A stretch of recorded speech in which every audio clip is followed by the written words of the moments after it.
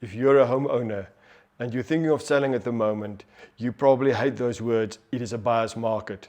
You see plummeting prices and you see just all things bad for trying to sell your house in the market.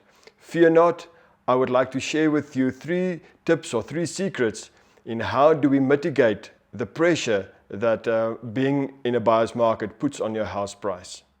But first, I would like to just discuss with you, what does it mean to be in a buyer's market? What does it mean when we say we are in a buyer's market? A buyer's market occurs when the supply, that is available properties for sale, exceeds demand, that is the number of buyers looking to purchase a home. Now, the fact that there's basically overstock or oversupply of properties in the market puts a downward pressure on the price. This definition makes it sound like it's a really bad time to sell. Well, in truth it is not the greatest of times. House prices are under pressure. The time that your house might be on the market is probably longer than what it is in a normal market or a seller's market. But we don't always sell our properties because we want to. We don't always sell it at the peak time. Oftentimes we have to sell our properties. We need a bigger house. There's a baby on the way. A job has changed. We need to upscale, downscale, left scale, move to another town. There's a lot of reasons why you might want to sell at this time, besides the fact that it's not the best time to get the maximum value for your property. The truth is, the market always goes through cycles. We have up cycles for sellers. We call that a seller's market, where it is easy to sell your home. We get maximum growth, maximum prices for your properties. But then we also have cycles that are down for different reasons. Now, the problem with the current cycle is it is not just a normal market cycle, it is also a politically driven cycle here in South Africa. So that means we might be in the cycle for quite a while. So if you are holding out for an upswing, maybe it happens tomorrow, maybe it happens next week. There's no guarantees. But the reality is there's no indication in the market that we are looking at an imminent or around the corner upswing in the market for sellers. So this might be as good a time to sell as any other. So today I don't want to talk too much about how do you wait for the right cycle or how do you work with the cycles. We are in a buyer's cycle at the moment, or a buyer's market. What I would like to speak to you as a seller is, how do you mitigate the downward pressure as good as possible, and how do you leverage your property and what you need to do in this time of trying to sell your property with 3 easy steps that makes a huge difference in the potential of your house selling and the potential of you getting maximum price for your property. The first point I want to share with you sounds like it's very obvious. I know, but if you understand the underlying reasons why I say this, maybe you have better understanding of why this is such an important point. Point number 1 is hire an experienced agent. I cannot tell you or stress enough how important this is. If you understand our industry, that you will understand that there's a lot of people coming into this industry and leaving this industry. In fact, the turnaround number or percentage for our industry of people joining it and not making it in our industry is between 70 and 80%. Now that is a huge turnaround. That means there's a vast majority of people trying the industry out, seeing how it fits them, seeing if they can make it, seeing how it would fit them. Now, a lot of them get training to really sound like great agents. They get their their business cards, not visitors cards. Sometimes they're just visiting the industry. Business cards, everything is printed, everything looks good. But you don't have someone who really understands the industry. You don't have someone who really understands the market cycle you are in, or really have the expertise in marketing properties.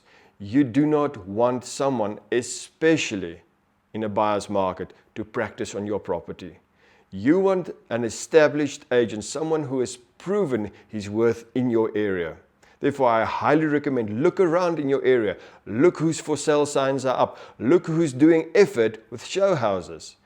Look who has got not just for sale, but also sold properties in the area. I think one of the biggest mistakes I see home sellers make is that they think an agent is an agent is an agent. Yeah, these guys are just going to put my stuff on the web and then they're going to bring some buyers and things. If it was that easy to sell a house, a lot of more people would do it. And in fact, a lot of people are doing it and falling out of the industry because they can't get it right. Again, as I say, you don't want people practicing on your property. It is costing you money. The reality is one or a couple of really good established agents has got the best chance of selling your property for the highest price in the shortest possible time. A lot of people think that the agent must just come and take some photos. I would really suggest that you use your time to interview your agents. Your property is probably one of your most expensive investments that you have. You want a professional to work on it. When you have someone for an interview, don't just ask them about your house. See how they come across. That's how they're going to come across to your buyers. See how they deal with their paperwork. Do they rush it? Do they take you seriously? Do they listen to your needs?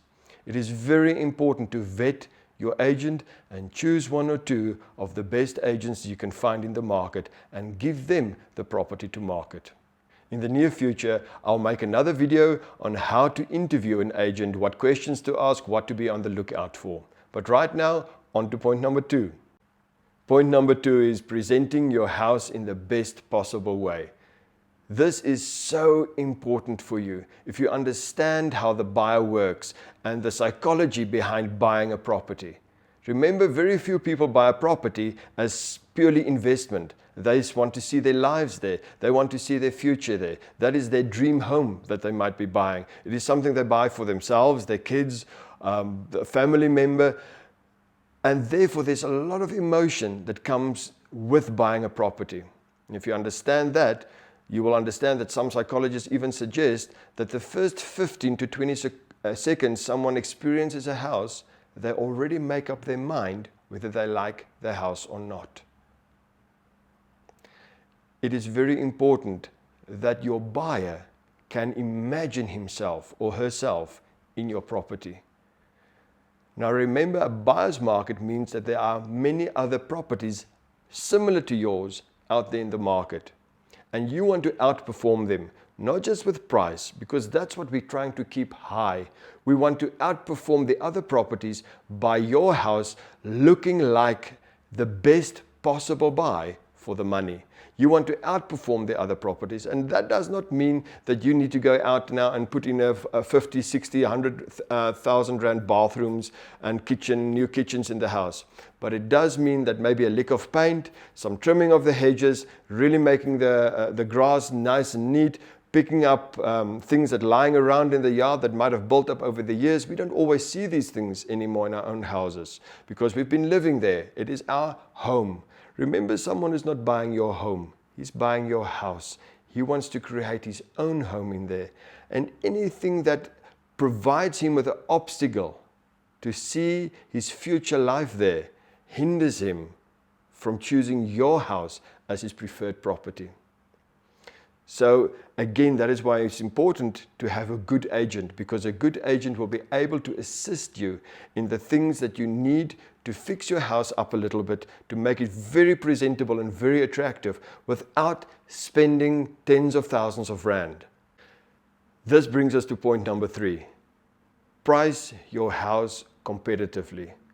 Oh my goodness, I cannot tell you how many times I have seen, and the research on this is clear. You can go on Property 24, Private Property, FNB's website.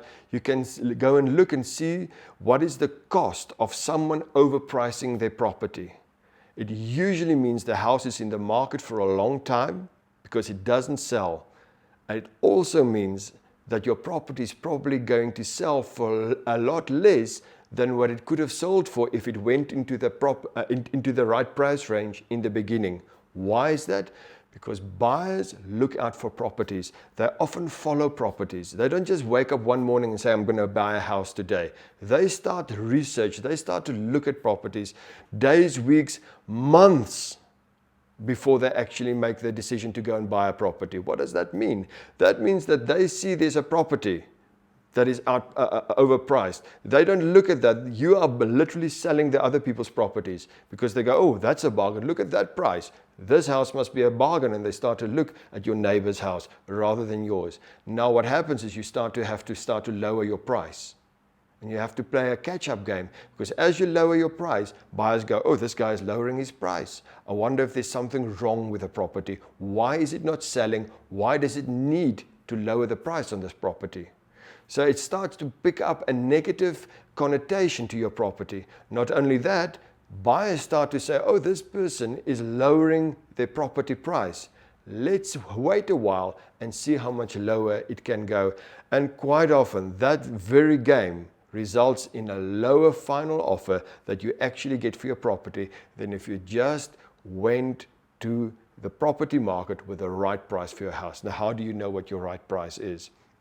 That is a bit tricky, but again, number one, hire the right agent, because a good agent will be able to really assist you in making the best possible decision on the marketing strategy as well as the price strategy of your property. Some agents take a shortcut, because we as agents, we know you like to hear that your house is worth a lot of money. So a lot of agents that is taking chances in the market would give you any price to tickle your ears, just so that you would like this person and say, oh, I'd rather list with you than with agent X that says I can only list for this price. So that's unfortunately a game that can cost you money if you step into that trap. It is important that your agent gives you a proper market analysis of your property, and not just thumbsuck it, but actually go and look and bring you the figures, bring you the research, and let him show you this is what's happening in your local market. This is what's happening in the national market, in your price, in your street. And therefore, Mr. Seller, this is what I would recommend we go to the market to, taking into account all these factors. That safeguards you in a very difficult market to get the maximum price for your property. Playing games at this stage with price and seeing what we can get and throwing things out there is really not a good strategy for this time. In conclusion, whatever the reason is that you are selling your property, I really wish you all the best in the sale process. I really wish you all the best in definitely all three of these points I've given you. And I hope you can apply them, and I hope you experience the results of really understanding how important these three are. And if you apply them, I would love for you to give me some feedback down below and saying, I've tried these things. How did you experience that? What was the outcome of your interview process, maybe with the agent? What was the good things you've experienced? What was the bad things you've experienced? How did you learn to separate the good from the bad? All the best. Good luck.